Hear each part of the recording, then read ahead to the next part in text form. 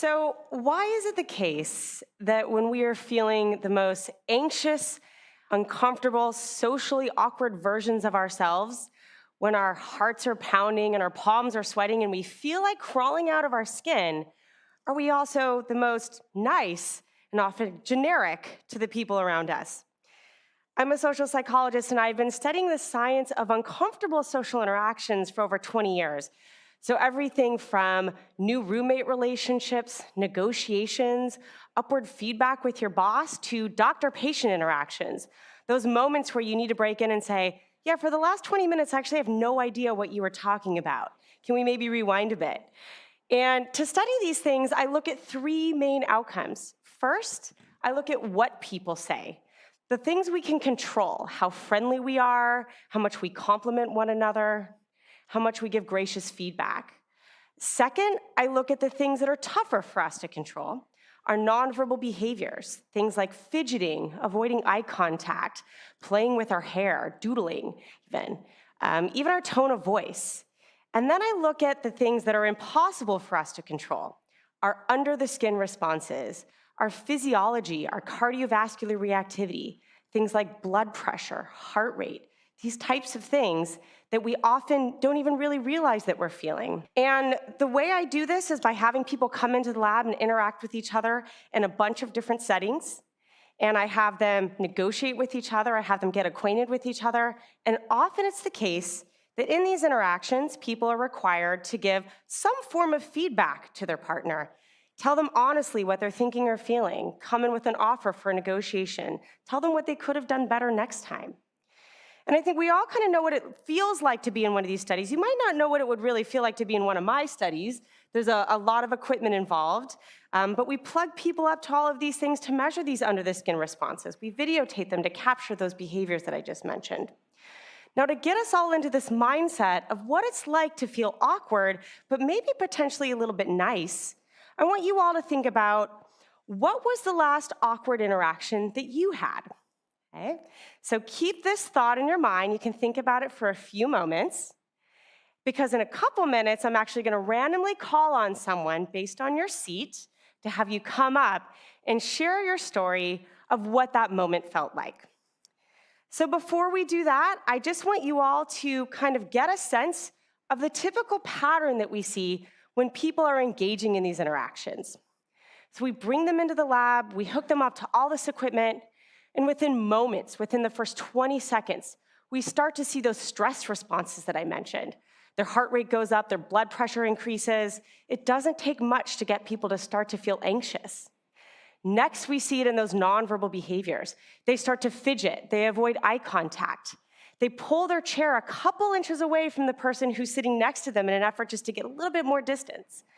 One of my favorite findings is in doctor-patient interactions, uncomfortable doctors, they look down at the chart more, or they look more at the computer screen instead of making eye contact with those patients. So let's all return to your awkward moment. Does everyone have an awkward moment in mind when thinking about when? How many of you have increases in your heart rate? Maybe your palms are sweating. You can start to feel yourself getting a little tingly just with the mere thought of being called upon today. Okay, a few of you. How many of you would actually be excited about that opportunity? Okay, same people. How many of you, if I did call on you, would walk up here, you would grin through gritted teeth like this, and you would do it, even though you secretly hated me the whole time? A few of you. Don't worry, I'm not going to actually do this. This was all just a ruse to teach you a lesson, which is in uncomfortable social interactions, we often don't have a social script of what to do. Instead of telling people what we really think, what we really feel, we do the nice thing that makes us incredibly uncomfortable. Now, one of my favorite findings illustrating this effect is in the context of negotiations. I went to a major firm and I brought people together who are used to working with one another, and we had them engage in a negotiation, and at the end of it, there was a winner and there was a loser. So we said to the winner, this is really a study about feedback, and what we would like you to do is give some constructive feedback to the person who just lost. What are some things that they could do better next time? What are some potential missteps? How many of you think that that's what they actually did? They really followed our instructions? Okay, nobody can see where this is going. What we found is that even when we're talking to someone who just lost a negotiation to us, we tend to bend over backwards. We say things like, the way you made that really early offer and didn't even ask for a counter, that was amazing. Or it was so great how you didn't even ask me anything about my side, or what I was willing to kind of, change on or be flexible on. People layered on the compliments to someone who they just beat in a negotiation, telling them how great they are. So often these kinds of interactions that take the form of what I'll call anxious niceness, they involve a lot of compliments, telling people what they do well in a very general, non-specific way. But a lot of my work actually looks at what's it like to be on the receiving end of these types of interactions. How do you feel when you interact with someone over and over again who's giving off these kinds of brittle smiles? These are typically the kinds of facial expressions that we actually see from people, kind of sneering, a little bit of side eye, arms crossed, these types of things. After a lifetime of interacting with someone who engages in anxious niceness, what we find is that most people on the receiving end are racial minorities. They're disadvantaged group members. They are the type of people that we are worried about appearing prejudiced in front of. And that anxiety is regulated by being over the top nice to these folks. We also find that these individuals tend to be more synchronized to and attentive to the how we say it piece than the what we say part. So in one study, we had Black and white Americans interact with each other in a cross-race interaction. And we brought them into the lab and we measured the physiology of both partners. What this allowed us to do is capture the degree to which people's stress, those under-the-skin responses, can actually be caught by their partners. And what we expected to find is that the Black participants would become more synchronized physiologically to those whites. They'd be more attuned to those kind of nonverbal signals of anxiety. And that's exactly what we found. The more anxious those white participants appeared, the more they fidgeted, the more they avoided eye contact, even the higher their cortisol reactivity, indicating some real deep kind of under-the-skin stress response, the more those Black participants became linked up to them over time. And I think this finding is a little bit terrifying. I think it means that we often think of our own stress and our own physiology as independent of the people we interact with, but our bodies are not always our own. Our physiology is not always our own. And if you spend a lifetime interacting with people who are so nice to you in an effort to control their anxiety, you could potentially catch that stress. It could negatively affect your bodies. Now, often what we find is the type of feedback that people are actually getting isn't always super direct. Sometimes it's a little bit patronizing. So you could probably see where I'm going with this. Having over-the-top positive, nice feedback can harm your performance. It can make it very difficult for you to climb up, difficult to kind of know where you stand, what you should do better, what you should stop doing. But can also damage people in ways that we often don't think about. It can affect their reputations outside of the interaction context. So imagine the case that you're one of these people who loves giving this general nice feedback, and you have someone who works for you, and a recruiter calls, maybe a past employee, a recruiter calls you, or someone asks you for a letter of recommendation. The kinds of things you're going to put are going to be like, they're a real team player. They have great energy at work. Generic things. Yes, they're nice, but they are not very telling about what that person is really like. And what we find is that the readers of these things at best think to themselves, wow, they must not really know this person at all. I don't even know what this means. At worst, they think to themselves, well, they probably have some real opinions. They're just afraid to share them. So these kinds of general positive feedback tend to actually harm people's reputation when they're not backed up with real data. So I think we have to then think about, what is the solution to this problem? Is it the case that we should all just be meaner to each other in an effort to be more direct? I don't think that's the case at all. I think there are some things we can do, and I'm going to highlight 3 of them, to improve the degree to which we give clear, consistent feedback to people, particularly in the workplace. So first, we need to ask ourselves the question, how many people are on board with this niceness culture really? There's a bit of a plural ignorance that goes on when we think about how nice we are to people at work. What I've found is that for every one person who loves this kind of general, generic, nice feedback, there's another person who feels like it's lazy, who feels like it's not helpful. And I actually learned this lesson the hard way from one of my students recently. She was giving a practice talk in my lab, and she spent weeks and weeks preparing it, probably harder than anyone else I'd ever seen on preparing a talk like this. And then she went and gave it, and she came back, and I said, how did the talk go? Did it go well? She said, it was terrible. It was horrible. It was the worst experience. I said, well, what happened? And she said, all I got were a bunch of great jobs. That was interesting. And then some clap emojis from the people on Zoom. Not a single person asked a tough question, she said. And I had this moment where I realized that positive feedback can come across as lazy feedback. It can come across as disengaged feedback. And so if we want to change this culture, we actually need to first do a quick pulse of how many people are actually more interested in doing the tougher, constructive forms of this type of feedback. So you might be thinking to yourselves, all right, I might be on board with this idea of tough, but yet honest feedback. So what should I do? Should I go to people and say, all right, do you want me to be honest and nice? Or nice, or honest and useful? No, do not do this. You will by and large get a lot of people telling you, I actually just want to keep it nice. That just feels a lot more comfortable for me. What I learned in my work is that this process I've been talking about giving anxious, nice feedback is just as much about the feedback receiver as it is about the feedback giver. People get into a bit of a dance with each other. I give you nice feedback, you kind of know it's BS, but you smile and say thank you, and then go on your way. It takes a lot to break that interpersonal cycle.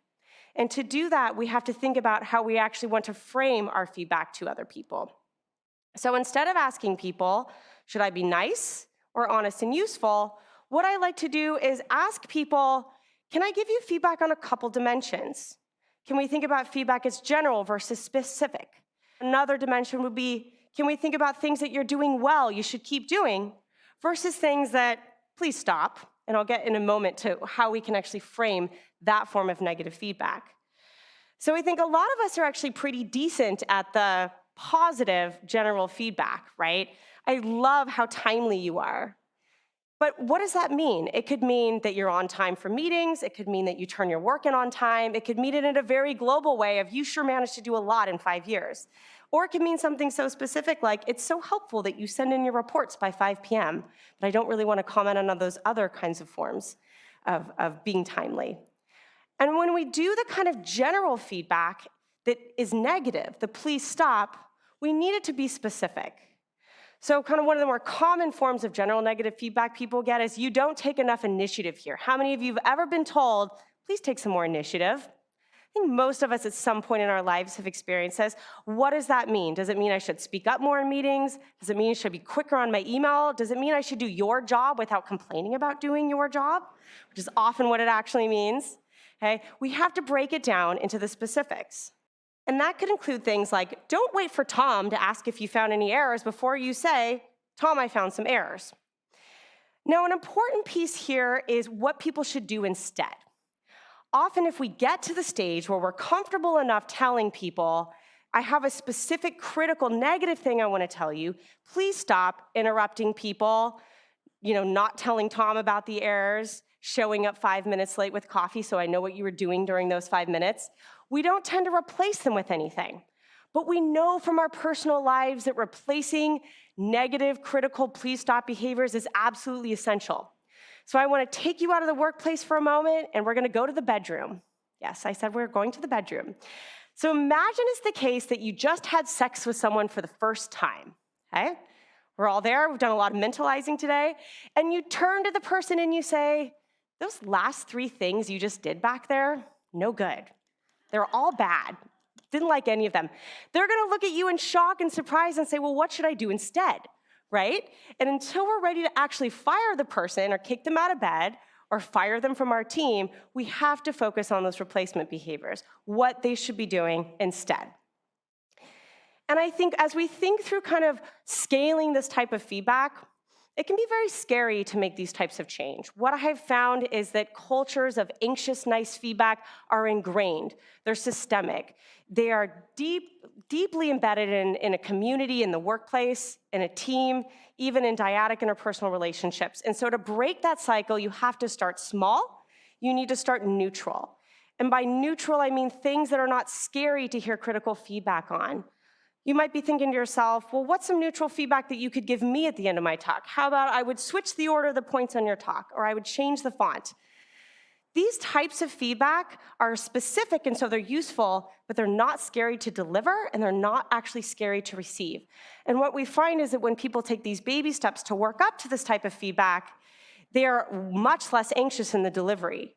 So those behaviors I opened with of people fidgeting, engaging in what we call a brittle smile, avoiding eye contact, they actually go down. And so do those stress responses when you know and you're anticipating giving this kind of feedback that isn't going to sting.